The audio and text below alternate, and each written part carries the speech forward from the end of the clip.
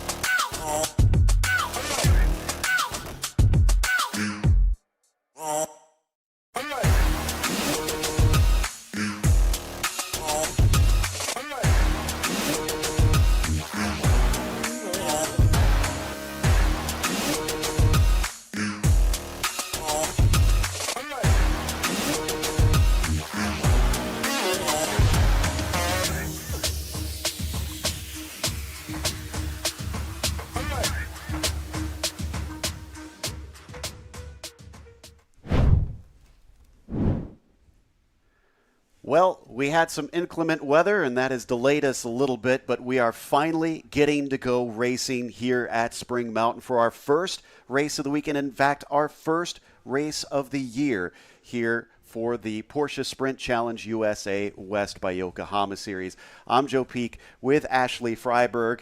Ashley, I am greatly looking forward to finally getting cars competing on track. Same here, man. We've seen a lot of action already so far and some really tight competition as well. So I think the racing will be really good today. Yeah, it's looking like it's going to be a lot of fun. But to explain to you kind of what happened and also introduce you to the track, we have a little bit of a guide around the Charleston Peak course that we recorded yesterday.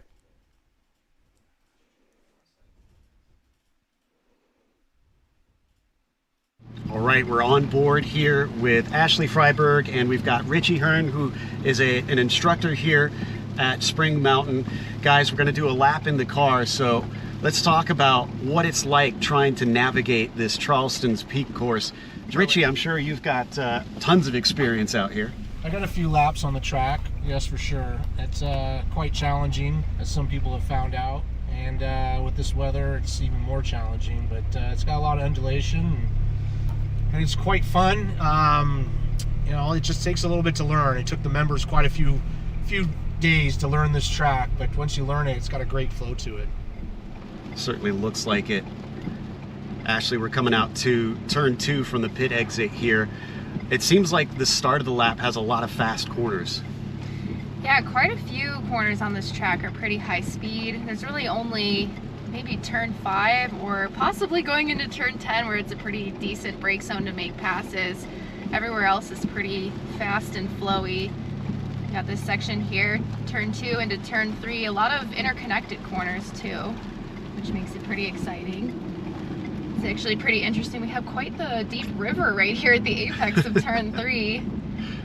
So as it's raining too, it's always changing the track conditions. So as you're driving around from a driver's perspective, you're always really paying attention to how the track is changing as you're going. So you have to stay adaptable too. You don't want to just drive the same line every single lap, especially as it starts to rain harder too.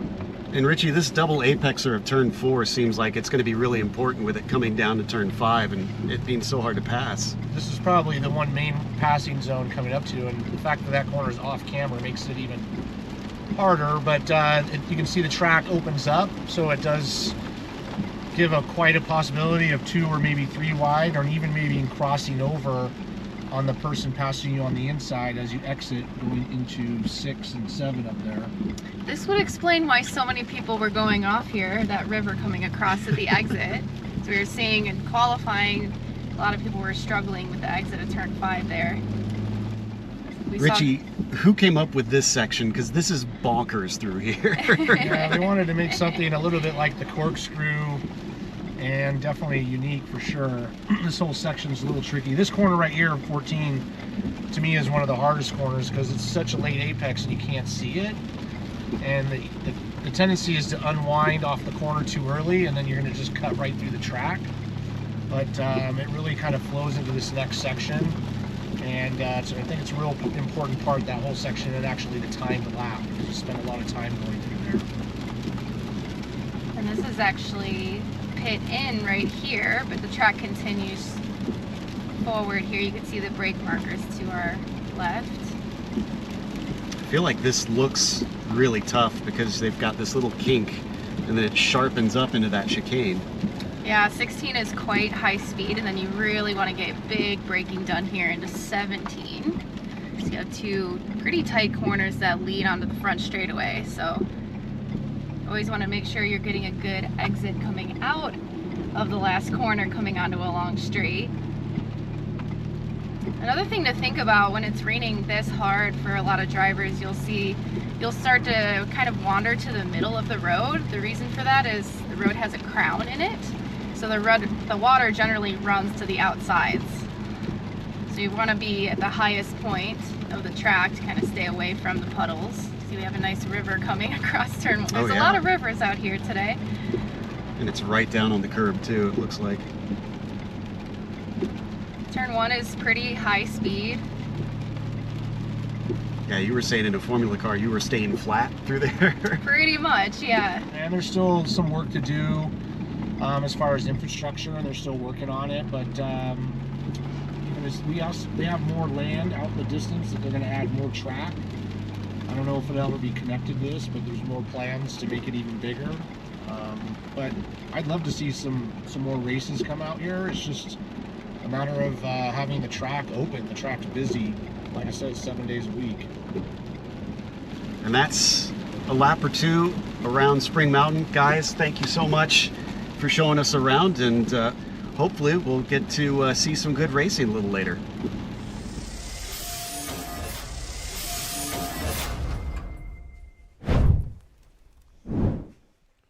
Now, thankfully, it is much drier, as you can see. A few damp spots around the track, but when we were out here earlier, it looks like it is mostly all dried up since last night. We got a bit of a chilly morning, Ashley, but the big story, I think, is going to be the fact that the qualifying was so limited because of a red flag that we have a very mixed up grid.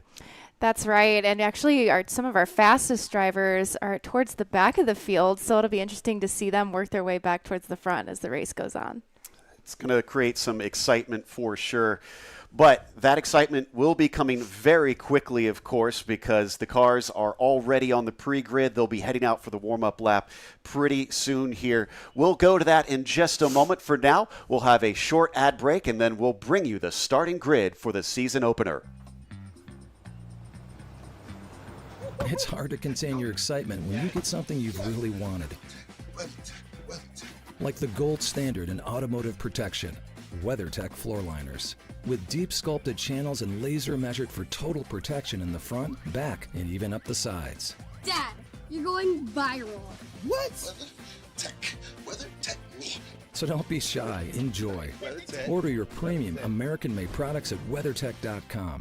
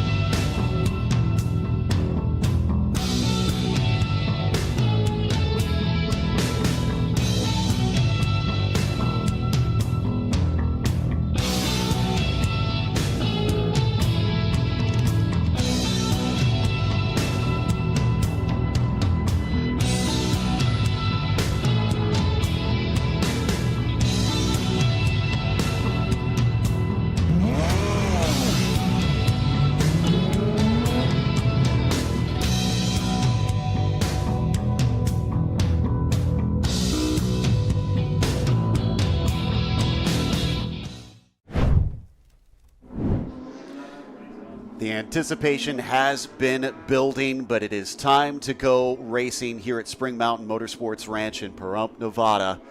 And we have our cars out on the warm-up lap. That means it is time to get going with the starting grid here today.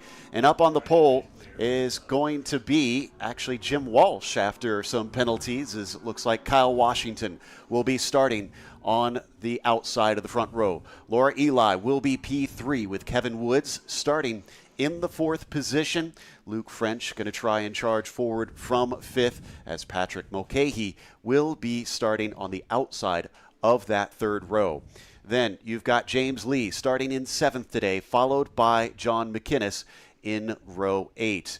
You get onto our next slide, and it is Michael Zubak who starts in 9th. Dmitry Novikov will be to his outside. Sam Parnagian didn't really get a good lap in out there. He'll be all the way back down in 11th. Reinhold Kron will be starting in the 12th position with Josh Conley in 13th. From there, you've got Glenn Kirkpatrick starting in 14th position. Jay Barron will be down in 15th. And Casey Dennis was going to be on pole position, but he caused a red flag and was sent back down the field to start from the back. Blake McDonald would have inherited that, and he instead will start from the very back of the field due to a penalty in 17th. And then, of course, Ashley, we have our Cayman field. Yes, in the Cayman class on pole, we have Richard Kinsey in the Cayman Masters class. Rod Wagner, this is actually his first race weekend in a car ever, starting P2 in the Cayman Masters class. Eli Kogan is our only vehicle in the Cayman Pro-Am class. He'll be on pole, as well as Michael Gawke starting in 3rd in the Cayman Masters class. So a slightly limited field for the Caymans, but still should be some fun out there, especially with the mixed class race. And if we stay green, it'll be all about managing that traffic at a twisty circuit like this. But it is a 35-minute race plus 1 lap. Once those 35 minutes are over, they'll get the white flag and go around one more time. And as we said, it is nice and dry, but it is also very, very cool. I have to imagine these preparation laps going to be very important to get the car in working order, Ashley. Yeah, absolutely. It's in the 40s out here today, so you want to be working those Yokohama tires really hard during these pace laps. You'll see the cars weaving back and forth pretty aggressively, using the brakes as well. Actually getting your brake temperature up really helps with the not only tire pressures, but also getting heat in the tires. Now, if you're wondering how to tell the classes apart, if you watch the left-hand side of your screen with the tower, those blue cars are your Masters class in the 992s. The gray or white are the Pro-Am. Normally, we see the Pro-Ams a little bit quicker than some of the Masters, but the cars are the same, so technically they are able to do the same amount of time, same sort of times out there. So not too shocking to see Jim Walsh, but he was very proud of himself to be as quick as he was. And he was actually 15 thousandths off of Blake Reynolds' time for the pole, but he'll get up there anyways. Now, the yellow cars that you see are going to be your Caymans down a little bit farther on the towers. That's how to watch out for them. On the timing screen, they're just, I think, should be on their last warm-up lap, I believe, from what we have seen so far. So once they get around to those last few corners, Ashley, they should be doubled up, and we should be ready to go. Yeah, I actually learned a fun fact yesterday. If you're given a penalty during qualifying in tech, they usually fine the team, but those fine fees go to a charity. So, so there is a positive somewhere in there in your penalty, although it's not always the most fun thing from a driver's perspective. But it'll be definitely exciting to see Casey and Blake make their way up through the field. It's begrudgingly, I'm sure. But, yeah, no, that is fantastic. And that is one of the great things about the Porsche Sprint Challenge Series is this is a lot of drivers that are gentleman drivers or up-and-coming youngsters that are just cutting their teeth. So this is a lot of a series that is for fun, and they want to make sure everybody gets to have a good time. And them being able to contribute to the charities with the penalty fees definitely, I think, kind of ties into that of making sure to do good and make sure that we do good in the world out here as they come through the infield part of the circuit. From turn 5 all the way up to turn 10. We were talking about this yesterday, Ashley. This is going to be such a difficult place to make any sort of moves because this is all sweeping corners through here.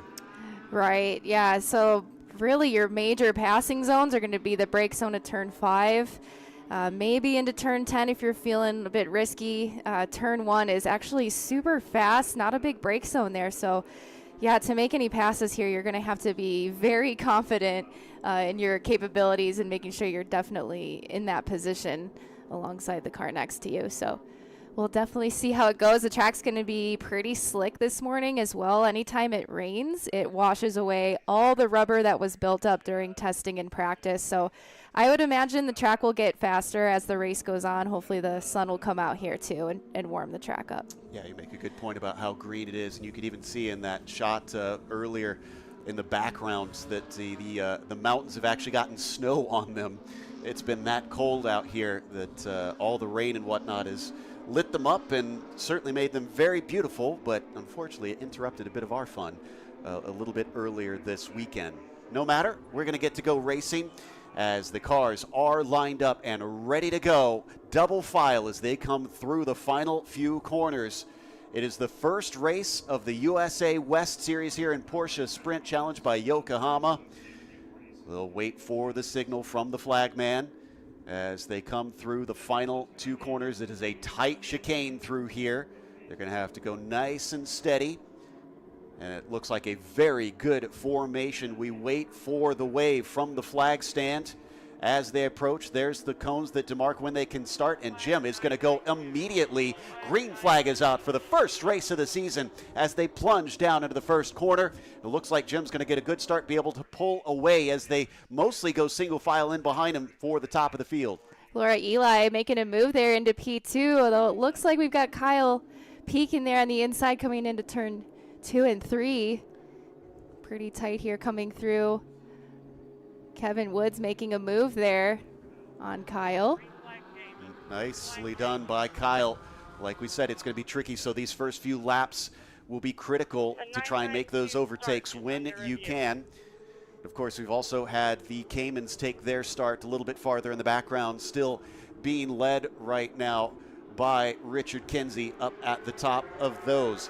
Meanwhile, coming down side by side here as we head into 6 and 7. This looks like this might be Patrick Mulcahy. And James Lee as well. Yeah. Sounds like 28 goes off. A couple of Caymans there. That's Kinsey, actually. He was our leader, I thought. So, and we got 2 slow cars, the 50 as well, over between 3 and 4 that I can see out of the tower right now. Not sure what is going on with them. We can hear race control chatting about that a little bit. Ooh, big move down the inside for the lead Laura from Eli Laura. takes the lead into turn 10. She's not waiting around today. Jim Walsh got absolutely mugged into there. Meanwhile, Woods is still right behind him. He could make a serious threat. We also know that Washington's going to try for it as we get a full course caution right away. Did not get to complete a first lap, and I think it's the 50 of Eli Kogan that is still stranded over between 3 and 4. Oh, Jim Walsh goes off. Oh, no. I think that's the last turn. Yeah, turn into between turn 17 and 18. Looks like they got a little stacked up there coming up to the full course caution. I'm wondering if he got some help there. There is Kogan. And I know some smoke coming out of his car there. Uh-oh. That is not good. Now, we didn't see what happened, if there was some sort of contact. It would be strange for it to already be smoking because obviously the brakes would still be cool. So I don't think it's coming from there. Let's hope he can get it going. This is not a good way to start it, only going 3 corners and then winding up parked by the bushes here. Everyone, truck services vehicles is in motion to car 50, exit of turn 3.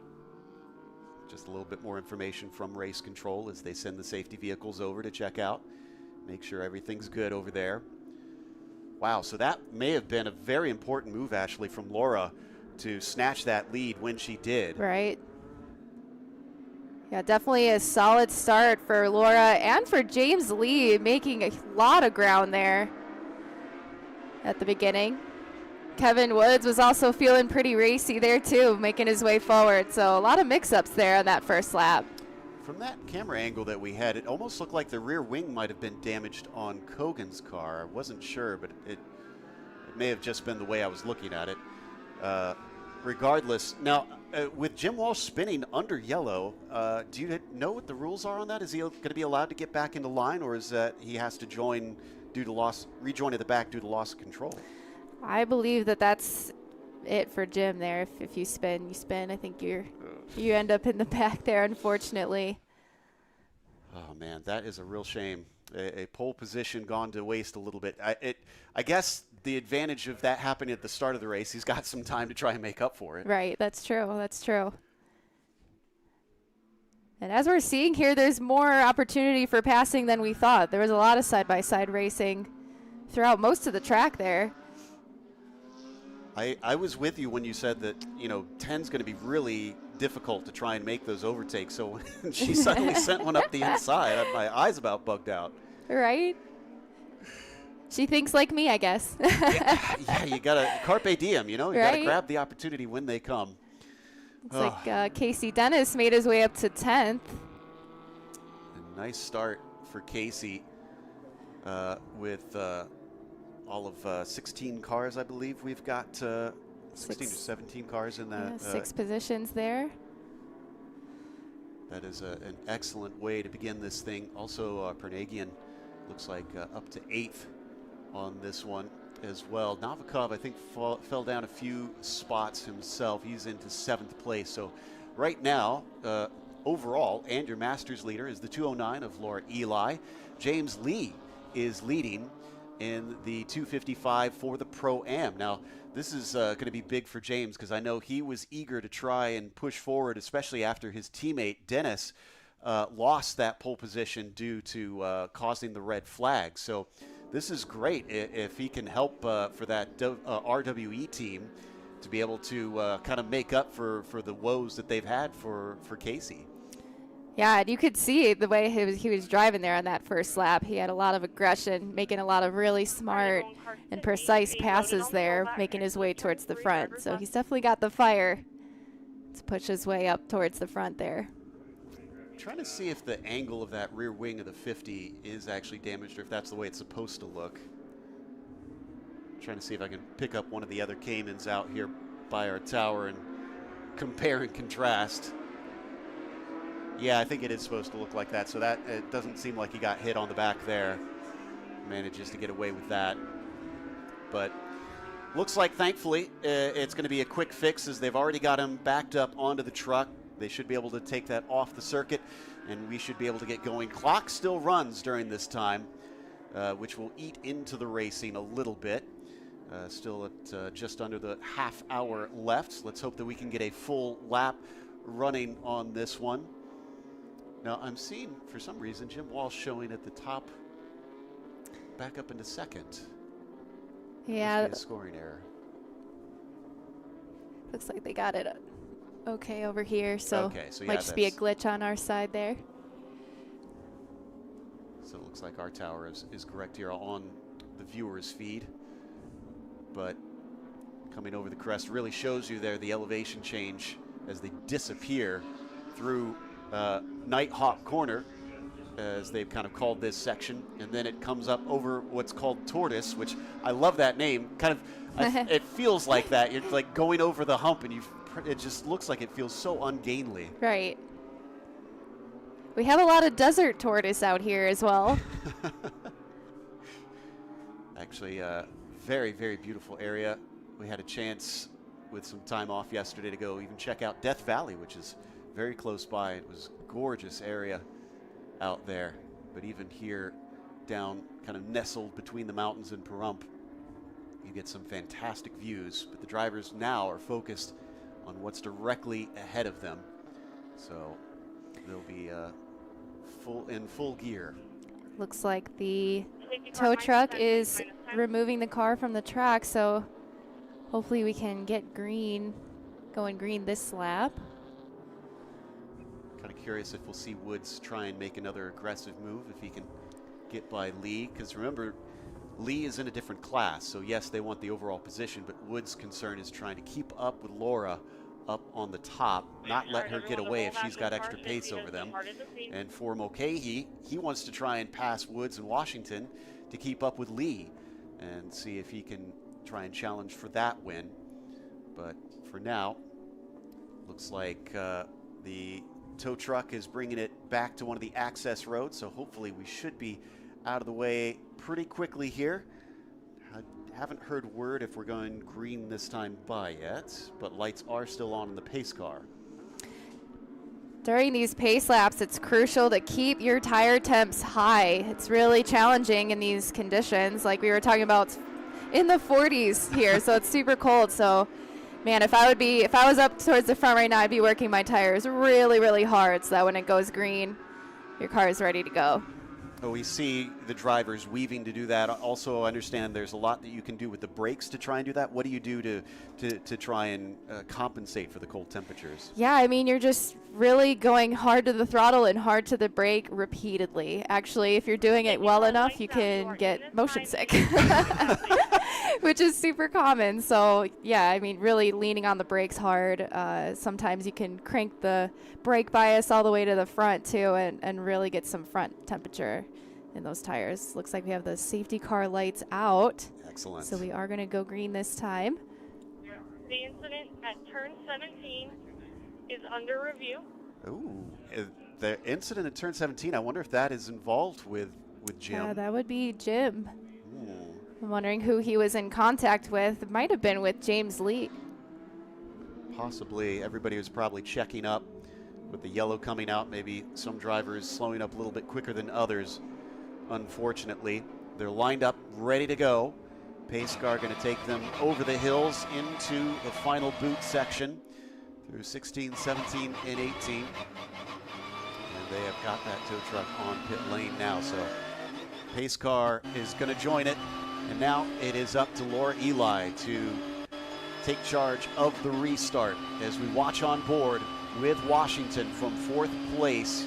There's a little bit of a delay on this because they are on to the front stretch right now and just starting to take off. Laura looks like she has gotten a decent jump, and nobody really seems to be getting sort of an edge over one another as it goes single file into the first corner. We're still seeing the delay of the exit out of the final corner as now Kyle is getting onto the throttle and they are going. But they're into turn 3 right now, and Laura, it looks like, has James just all over the back of her. Yeah, they're looking pretty racy there. It'll be interesting to see what happens here into turn 5. But Kevin and Kyle are also going at it there. Looks like Kyle's peeking to the inside. Is he going to try to make it work? Oh, he's going to tuck right back in. Looks like as they come, oh, and you could see some of that spray coming off the corner. The curbs are still very, very wet. Thankfully, we don't have any spins from that, but I didn't realize it was that wet out on the curbs, splashing off, still up at the front. Eli with Lee chasing hard. Woods still fending off Washington as they come towards turn 9 now. Get ready for the big rise over into 10. This is where we saw Casey go off in qualifying, have some severe damage on the left front of the car through turn 9. Eli, where she took the lead, still continues to charge at the front, but James Lee only a car length back. Yeah, really good job there. It looks like Laura is pretty strong on the exits of the corner, which is really helping her keep that distance away from James. Oh, it looks like Kevin just went into pit lane. Ooh. Kevin just dove into pit lane there. I wonder if he's got a car issue. Maybe he's the one that ran into Jim there. Maybe he's got, if you hit the front radiator too hard, you can get a warning there if the engine temp's too high. I wonder if he was involved in the penalty, that we just missed it because there yeah, was a little that. bit of race control. That's Washington along with Dennis, who is still trying to push forward from the back, going around the outside of the 254 on turn 1, and it's going to be on the wrong side of the track coming into 2 as well. This is a little bit of a slower turn, but look at the grip he is finding. That was a great pass there. He's charging his way towards the front. Clearly feels confident about what the car can do out here in the meantime. Parnagian. Oh, we've got James up the inside of Laura. Makes the pass stick coming out here turn 5 for the lead. Great work by James. Managed to overtake her. Now, the good news for Laura is she's still our leader in the Masters class, but she is now second overall. There you can see the changed position between the two cars. How hard does she fight to try and stay with him? Maybe try and pass back as we check back in with Parnagian. Once again, Mulcahy in a huge fight. He lost already one spot earlier. Now he's lost another to Parnagian. And I believe just behind him, that's Josh Conley, who's becoming a threat. Turn 5, car 32 is off driver's left. At turn 5, this car has continued. Turn 5 That is was clear. for the number 32 going off there briefly. That was Rod Wagner, who loses position, falls to the back. So we check out, that was side by side there. The 274 of Dennis was trying to see if he could make a move on Luke French, but that was no go down into turn 10. Yeah, really tough track to pass at, as you can see. As you get closer to the front, these guys are going a lot quicker. He's really having to analyze his passes here to make his way forward.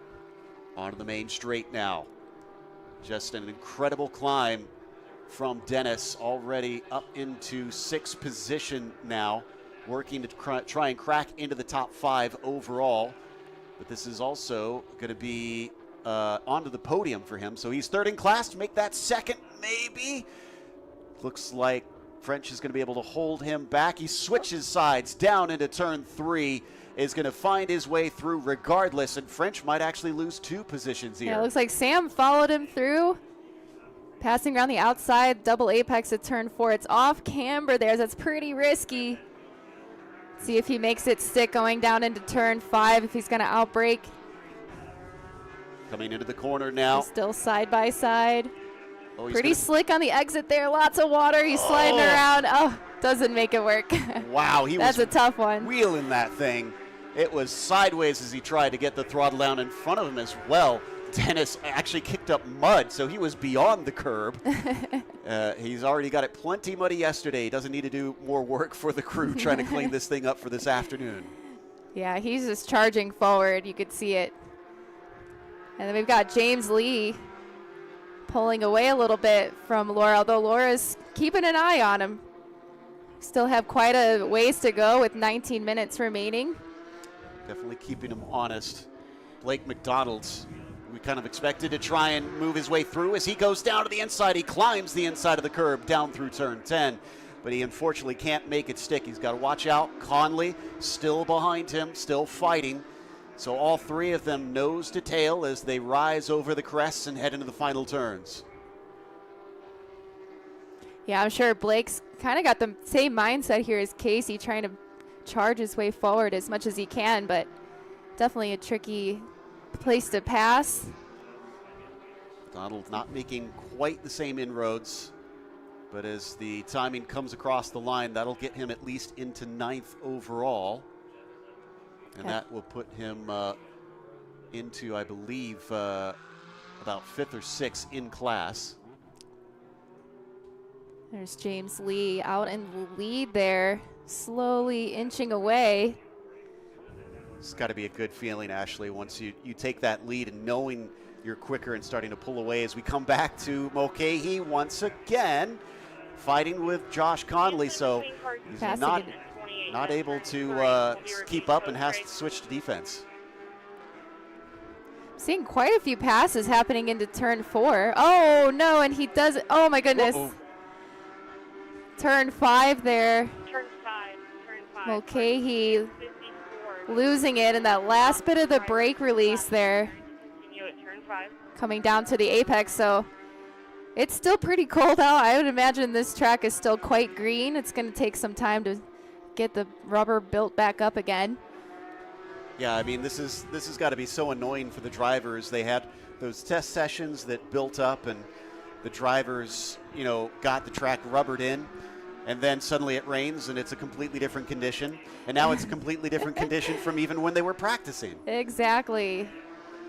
And as the track condition changes, the handling of your car changes as well. So maybe during testing, you were trying to get understeer out of the car, and then you show up this morning with a totally different track, and you might have a bunch of oversteer. So you always want to stay on your toes, no matter what the track conditions are. Staying adaptable is so important. This is Galke, who is leading in our GT4s. We haven't covered them a whole lot. They've been kind of minding their own business back there. Richard Kenzie, remember, he went off early and is back up into second right now. I believe last time across the line it was about a second between himself and the 99, but Galke doing an excellent job here. He has a bit more competition now in the Caymans than he experienced a little bit earlier in last season.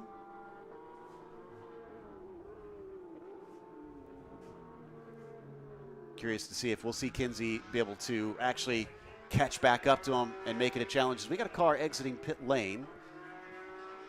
That is the 274. Oh, no. So that was Dennis. Did he get a penalty for something? Yeah, that's a good question. He's still, where is he on our timing screen now? Oh, we've got a spin here down in turn 5. That's Conley.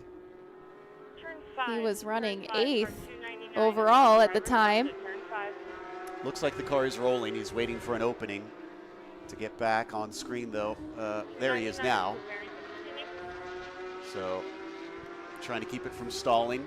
Gets it on the circuit, and off he goes. Loses a lot of position, unfortunately. 15 minutes left in this race. It's ticking by very, very quickly. So if you have an off now, you're going to be under the gun to try and make that back up. They haven't had any full course caution since our initial one. 254. Remember, we saw him have a little bit of an off earlier, so looks like Mulcahy's going to at least get one of those back. Yeah, that was 4 position. That was Glenn Kirkpatrick there. So he's now up to, looks like Patrick Mulcahy is up to 14th. So, oh, and did something happen to Lee? Oh, no. I'm showing him falling Yeah, down the looks- order. Where's the He 255? is in pit lane. So that's both of the cars from the same team there, Yeah, making a run through pit lane. that is unusual. We'll see if we can figure out Looks what like caused them that. That was a penalty as well. It was just a drive through pit lane, so. Okay. See what word we can get from race control on that one. Back to Galke. There is the 28. So that brings Kinsey. Laura Eli to the lead. Oh, yeah, that's a good point. That was our leader. I had forgotten in all the Right. craziness. That was our leader. So back to the Masters, leading once Yes. again. And this means that Parnagian is now our Pro-Am leader in the 257 as well. Meanwhile, we got the 255 trying to come back into it, racing That's with Jim Walsh. Yep. They meet again. Yeah, Kyle Washington not giving up. He's pretty close to Laura there. Got about 13 minutes remaining. 54 has We'll see how those two progress as we go. Got Jim Walsh and James Lee there still battling it out. And it looks like Lee has got the red mist down. And is this into turn 9? Turn 9. Wow, that's a risky one. That's a very, very fast corner. He's going to make it stick, too. Wonder if there's a problem with Jim's car. That looked, and because he's already kind of running away from him a little bit, he looks slightly off pace. Oh, yeah. Maybe there was an issue that we missed earlier, or maybe it was from his off when he got hit. Right. There's Laura, our overall leader in the 209 for Black Sheep Racing. She's got about a 2-second lead there.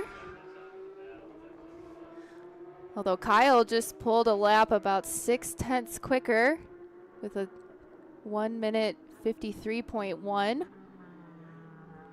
I think this is French that we're watching with McDonald, who must have just gotten by him because our tower shows them swapped around. So that had to have happened, I think, into turn 1 again. Drivers are not letting expectations decide this race for them. They are going for it wherever they see an opportunity. We're switching back to Conley once more with, I believe we've got, that is Kirkpatrick with him.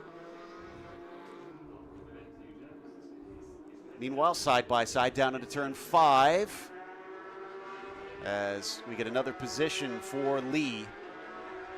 That'll move him up into 8th. Actually, that may have been Barron that he just went by.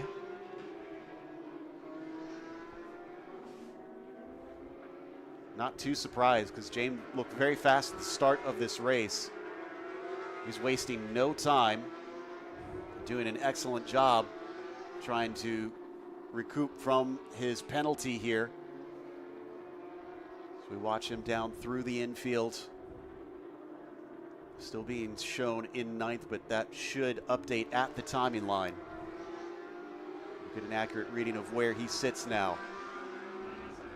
Galkey still leads Kinsey, meanwhile down in the Porsche Caymans. Down to only 3 cars since we lost Kogan earlier on in this race. Top 3 right now are all in the 992 Masters class, which is super cool to see. Dimitri up there in 3rd, doing a great job. Old age and treachery, I guess, is worth something here. That is, for those that don't know, the Masters class is for those 50 and over racing out there. And like I said, James Lee is just doing everything he can at every opportunity to try to make moves. He's going to switch back underneath through turn 3. Doesn't look like he's able to get by Barron quite yet. Barron going to defend hard. That's positioned for 7th place. Oh. So didn't lose a ton of time there doing that drive-through. But and there he goes right into 7th. That was another excellent switchback coming through the off-camber turn 4. That set him up for 5. He's now passed. Put him up into 7th overall and 4th in the Pro-Am class. Just one away from a podium. We've got the leaders coming down here on our Cayman class. So they will be starting to lap the back of the field here. And anytime you start to catch traffic, it starts to make things definitely a little bit more interesting. You got to really plan your passes and make sure it doesn't hold you up too much, especially we've got Laura and Kyle pretty close together there up front. Where are the main differences between the two classes? Do they have a straight line speed advantage or in the corners? Yeah, actually the Cayman GT4 is really quick. It's super quick through the corners, so it's mainly straight line speed is where you're going to see the biggest difference. Well, at least that means that they won't be held up too much through some of the twistier bits. It should hopefully be easy passes down the straightaways between them. The number 32 of Rod Wagner I was talking about earlier. This is his first race ever, so I'll be curious to see what he thinks afterwards. I know I saw him after qualifying with a big old smile on his face, so he's having a good time out there. He's got a bit of a gap up to the top two, but yeah, I mean, just finishing and being able to finish on the podium, it'll be an excellent way to start his career. And this is the teammate of Lee. This is Dennis, again, going around the outside, going by McInnes there. I think that was that was again turn 1, around the outside of turn 1. Wow, I did not expect seeing what we're seeing today. Yeah, definitely some creative passes. Also, I want to point out Blake McDonald has made his way all the way up to P5. So he's working his way towards the front too. Well, and last time across the line, he was 3/4 of a second behind Parnagian. So he's looking at potentially fighting for the win in the Pro-Am class. Yeah, look at those lap times, 52.8. He is charging forward. It has been a roller coaster of a weekend for McDonald as we check out with Kyle Washington, 2nd overall, 2nd in the Masters right now. Kyle racing with his sponsor on board of his own drink company that he runs. He's got Laura in sight there in his windshield. You can see. Looked like he had a little bit of a correction there coming through the night walk section. This is down through Tortoise now. dropping over the crest and then leading into the final turns. Yeah, the track definitely looks pretty slick. So you want to be, from a driver's perspective, just as smooth. Oh, look at that oversteer. As smooth as you can be. The smoother you are, the more consistent you're going to be, and that's how you're going to slowly either reel somebody in or slowly pull away if you're holding on to that lead. So the Super Fuel car is coming around through turn 4 now onto the backstretch into 5, where he's lost a little time, actually. It was, I was thinking of the other class, excuse me, that was 3/4 of a second. It is about 2.5 seconds up for the Masters right now, as the 232 is still at least close enough, but he's got 6 minutes left. He's going to have to push to catch Laura.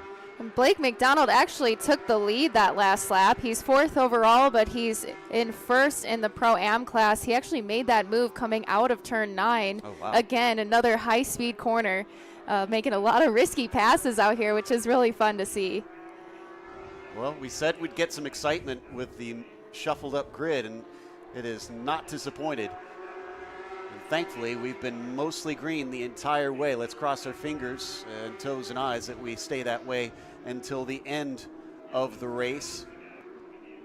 Coming back to McDonald now, leader in the Pro-Am category, literally going from the last part of the grid to the top in his class, and actually 4th overall as well. Not sure how far behind he is.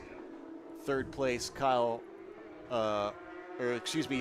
Novikov. He's very close, actually. He's coming right up on there in turn 17, excuse me.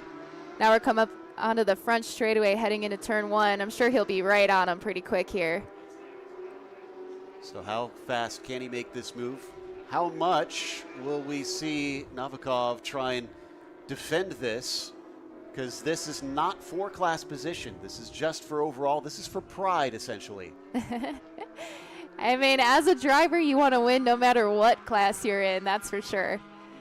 So he just pulled a ripping fast lap time there, 52.4. That's almost 2 seconds a lap faster. So we'll see what he does here coming down into turn 5. This is that big break zone. He's flashing his lights at him, taking a peek. Not quite close enough, though, to make it work. Oh, but he looks a little bit tidier down to the apex. He sticks with him. Coming down into 6 now. Like we said, we don't expect passes here, but we've seen drivers somehow manage them. Again, this is for an overall podium.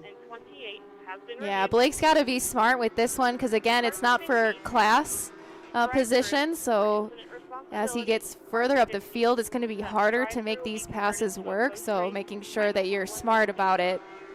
Risk versus reward, right? Always. That's what racing's all about. But looks like he's going to just wait patiently, at least for now, as they come past our tower into turn 10. It's got a little bit of debris or something hanging off the left front of the car. I noticed that earlier. I thought he had hit something on the track, but it's hanging on. Yeah, it looks like a piece of tape or something. Don't think it's slowing him down at all. We heard a little bit of the chatter from race control about a penalty. I didn't catch who it was for, unfortunately. Oh, and a little wide for the 221. Oh, we got quite the battle coming into 10 here. That's going to be Woods managing to get by the 223 as well. So Jay Barron loses another position. We've got now only 3 minutes left plus 1 lap. We'll see the clock tick down to 0. Then the very next lap they go 1 time around with the white flag. Jim Walsh currently not on our tower. I'm trying to figure out where he wound up. There he is, 10th place it looks like. So, man, that's going to be a frustrating one for him. He was so excited, so proud of himself for being that high up the order in qualifying.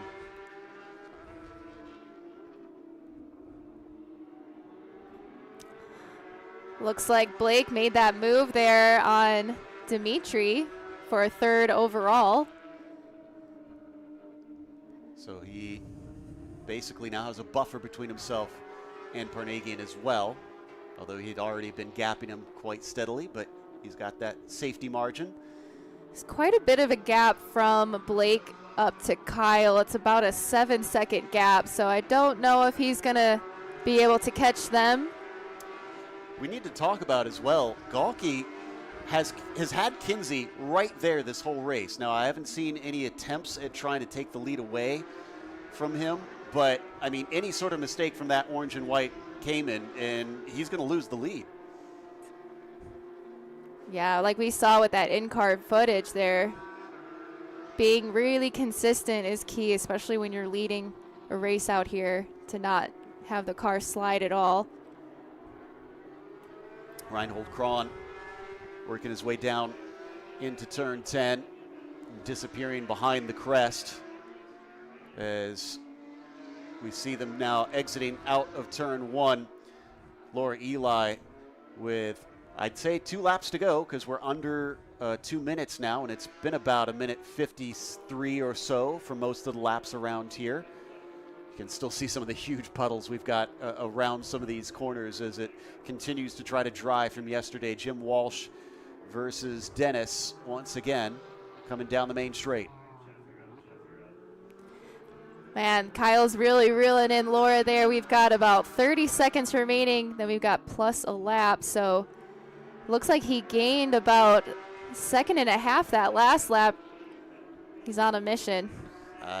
And he is a very energetic guy, so I'm sure he is going to be full tilt to try and see if he can steal this one away. Remember, this is not just for class, but for the overall victory here between these two Masters drivers. Eli in the orange and black. Washington racing in the white machine. Looking for the inside coming down into turn 9. No dice on that one. But that's going to wash him wide. Yeah, these cars actually have quite a bit of aero. Oh, he's looking on the inside. Doesn't make it work, though. See if Laura can hold him off. We should have one more lap. Oh, Laura got a little slide there. These two drivers are definitely pushing hard. He's putting her under pressure. Is she known for being pretty cool in these situations? She is, yeah. Look at that. She pulled a little bit of gap on him there. She's definitely strong on the exits of the corners, which I think will really benefit her so that he doesn't have opportunity to stick his nose in there on the entry. But we'll see. We've got one more lap. Anything could happen. White flag is out as it flashes by our screen. 1 to go. And they're catching lap traffic as well. Uh-oh. This will throw a mix into it. It could swing either way. It could cost Laura. It could cost Kyle. Which way is it going to go? Who is better at trying to manage that traffic? They'll see those blue flags, and that's for the lead in the Caymans too. So neither are going to be really willing to give much ground. Oh, goodness. Coming down into turn 5. Let's see what happens here. Oh, goodness. She's going to have to try and get inside. She can't leave the door open. Oh, late on the brakes. Nice. Super clean. Got a little wide there into the water at the exit. Here comes Kyle. Oh, Kyle's looking. He's got a great exit. It's going to be the inside of 6, oh, but he my gets goodness. chopped off over the blind crest, switching back into 7. He has to fall back a little bit. He might have a couple more scant opportunities to take this, Ashley, but he's going to have to take that aggression there as well. Oh, I bet he's going to peek to the inside here in turn 10 like he did that last lap. He was kind of feeling out the situation, so let's see what Laura's got. He's pretty tight to the inside there. She's going to get a stronger run out of 9. Although he's right there. He's thinking about it. Laura's defending smart on her part. He tries to hang on around the outside, just can't quite do it. No ability to cut back, but there's that traffic once again. That's our leader in the Caymans. I think she's going to get away with it as Laura is still ahead of Kyle. As long as he isn't able to try and sneak up the inside into the final couple corners, she should have this one. It is so tough to pass here as they break into the right-hander. She almost wants to try and lap Galke, who's going to get to go around a whole nother time. This is going to come down to the finish. Kyle almost side by side, but a good exit will give Laura Eli the win here overall in the first round of the Porsche Sprint Challenge USA West Series. And effectively, Galke will be our winner. He has to continue on a full other lap, but with his competitor Kinsey, behind him, a lap down, he is already done. Wow, what a finish. And I bet for Michael Gawke as well, he was loving that that battle was happening behind him, giving him some space from P2. But yeah, that was a great battle there at the end. Smart move by Laura Eli here in turn 10 to be a little defensive there and hold on to that lead. And kudos to McDonald's coming from the very back of the field to taking the win in Pro-Am and being on the overall podium here today. Parnagian with a second in that Pro-Am. And French, I know I was talking to him. He said he was looking forward to some opportunities coming in from the midfield on his qualifying, and I'd say he's done well capitalizing on that. Yeah, and a great drive by Dimitri as well, finishing 4th overall. He's 3rd in the Masters class, so he'll be standing up on the podium. Yep, I think Dimitri should be quite proud of that run as we watch Gawke come around. This is a guy that started in bikes actually many, many years ago. Said he got older and kind of realized maybe he should switch to 4 wheels. I'd say that was a good decision. Of course, he's been racing cars for a long, long time now. But as the 99 brings it around into the final couple corners, he is going to kick off his season in the Caymans with a victory here in Pahrump, Nevada, through the final chicane and to the line for the number 99, a win for Michael Gawke, as a great podium as well for Kinsey and Wagner. I believe that will wrap up our coverage of the racing, but we have more coming your way with the podium ceremonies after this.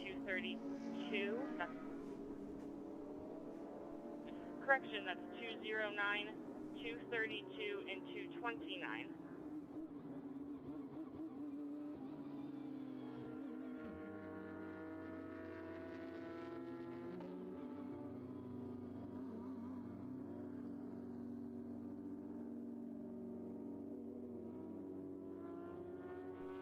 Top 3 in Cayman Masters is car 99, 28, and 32. That's 99, 28, and 32.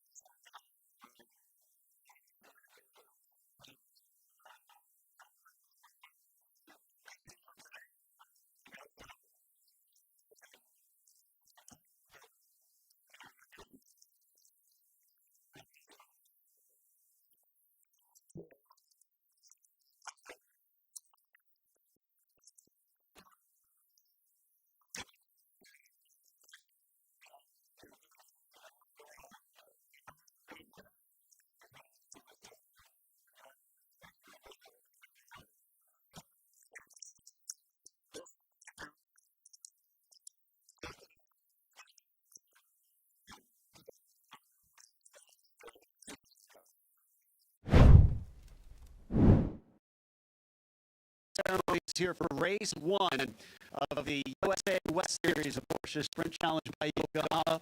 We're going to be starting with our Cayman Masters. Starting in third, the number 32, Rod Wagner. Then finishing second today, the number 28, Richard Kinsey. And taking victory today, number 99, orange and white Cayman, it was Michael Koki. We'll talk in front here. Have a little bit of a chat with Michael. Yeah. Michael, that was a fantastic run, but you had pressure the whole way, it seemed like, from Kinsey. Did you feel like he was making you sweat at all? Yeah, well, it's cold out here this morning, so it's good to get my body temp up. I think that's a good excuse. I mean, this is a pretty ideal start to the season. You feel like this will give you good momentum heading on to the next round? Well, I'm just getting used to the car. Obviously, it's brand new this year, and so far, I'm loving it. So it'll help. Randy says he thinks you figured it out, but congratulations. Enjoy the victory today. Our winner, and not only that, he gets our Apex Award for today's race. Freiberg. This goes to the hardest charger in the race. Getting some good hardware here today. Congratulations from his fellow competitors.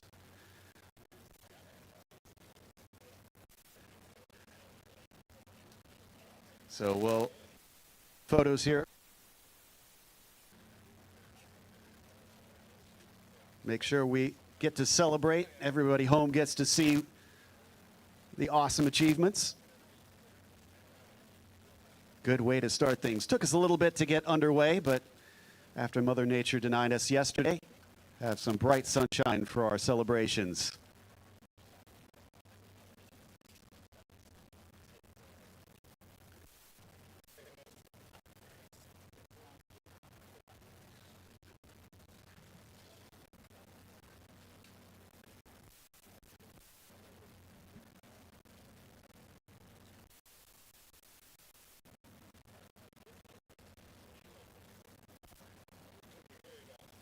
There we go.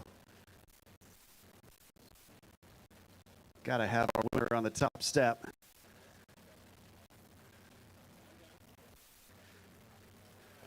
Celebrations for our winners in the Cayman Masters.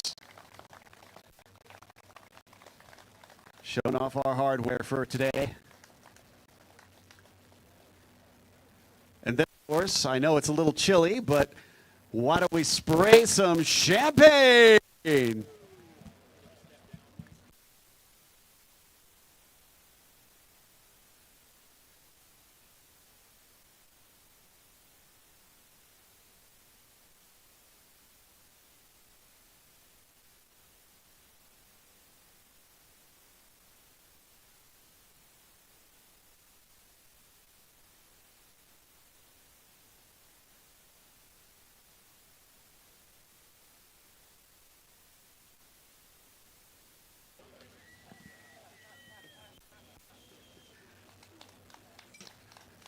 It's not a podium celebration without a little bubbly.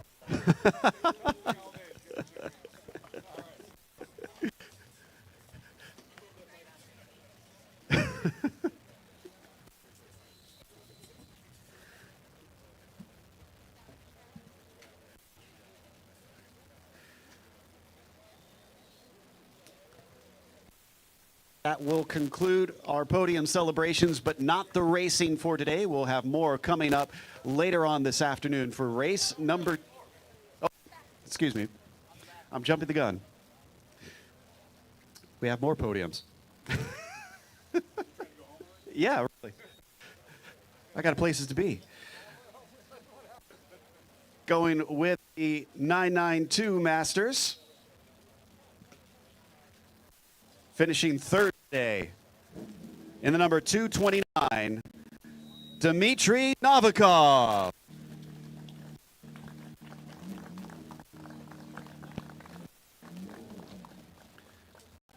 Then finishing second in the 232, fighting hard, but coming up just shy of the win, Kyle Washington.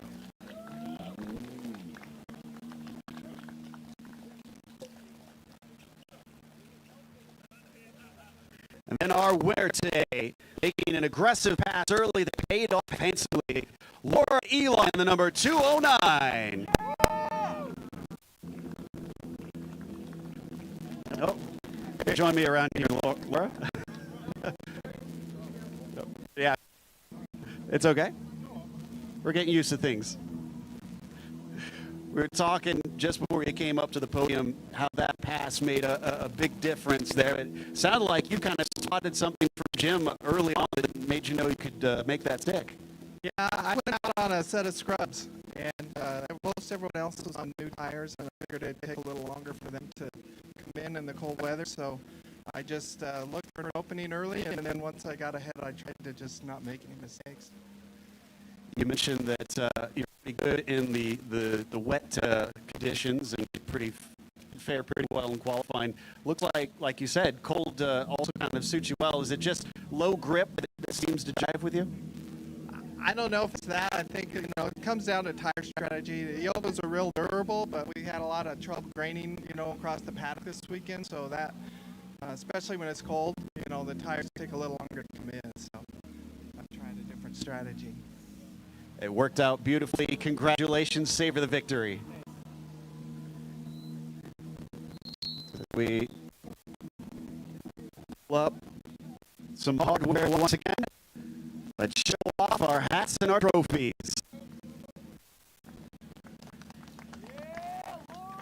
Your podium for the game in for the 992 Masters.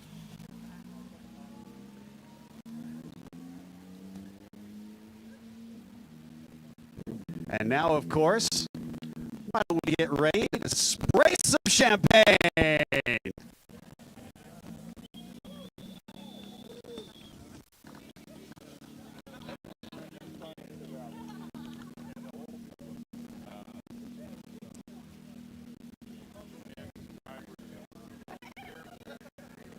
And of course, we have the last class to call today, the 992 Pro-Ams.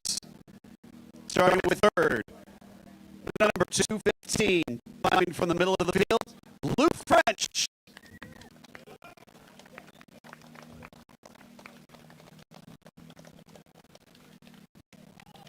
And in the Peels, number 257 machine, second place today, Sam Parnagian.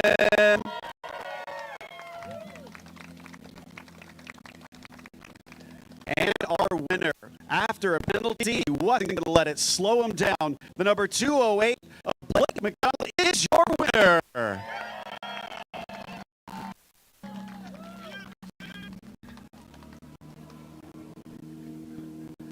Blake, that was amazing stuff out there. When did you find out you were going to be starting from the back, and how did you steel yourself for that mentally? Well, I found out probably an hour after qualifying yesterday, and it really hurt because we put so much work in here, and the car is fantastic. So to go out the way we did definitely didn't sit right with me. So I knew today I had to charge really hard to get it done, and I'm just happy we were able to do it. How did you manage at a track like this where everybody said, oh, passing is going to be really hard, and yet you made it by literally everybody? Yeah, I found weird spots to get it done. It wasn't where I was expecting to get it done almost anywhere. Into turn 5 would be like the ideal spot. I could just never get up there, but I was able to just kind of slip through. I had good exit pace, and so I was able to kind of gap into a few corners and get it done. Well, you showed you had the speed. I'd say enjoy the win, sir. There is your podium for the 992 Pro-Am. Show off our hardware for the cameras. Get those hero photos for back home.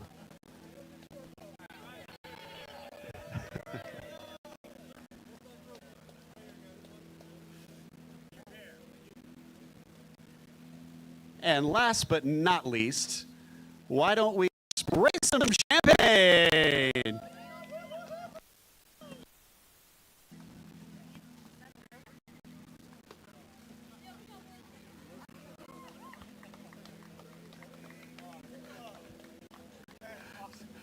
This time, it really is closing up for today.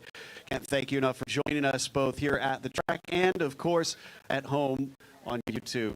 Make sure and tune in for later today where we will have race 2 from Spring Mountain Motor Ranch here in Pahrump, Nevada.